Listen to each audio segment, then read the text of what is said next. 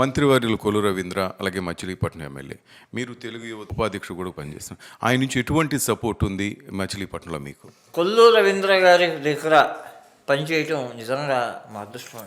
ఆయన ఏ పని మీద వెళ్ళినా అది ఏదో వచ్చాడు కదా, మనం ఏదో చెప్పేద్దాం, ఏదో చేసేద్దాం అలా ఉండదు. ఆయన రైట్ వేలో చేద్దాం, ఏ జీవో ప్రకారం చేద్దాం, ఒక్క రూపాయి కూడా అవినీతి లేకుండా చేసే ఒకే ఒక మగవాడు కొల్లు రవీంద్ర గారు. ఆయన దగ్గర మేము పనిచేయడం మేము చాలా అదృష్టంగా ఫీల్ అవుతాం. ప్రజెంట్ లోకేష్ గారు చాలా వరకు మీలాంటి యంగ్స్టర్స్కే ఆయన అవకాశాలు కల్పిస్తున్నారు.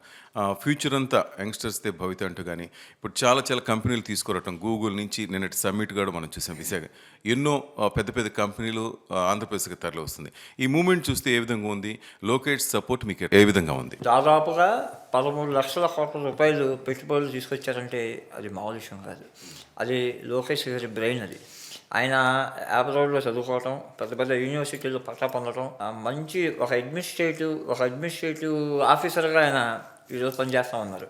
మన వైజాగ్లో చూసాం, ఆ సమ్మిట్ని చూసాం. చాలా దేశాల నుంచి చాలామంది వచ్చారు. కొన్ని వేల కోట్ల రూపాయలు పెట్టుబడి పెడదామని చెప్పి ఆంధ్రప్రదేశ్ వైపు చూసేటట్టు చేసిన మన నారా లోకేష్ గారు అండి.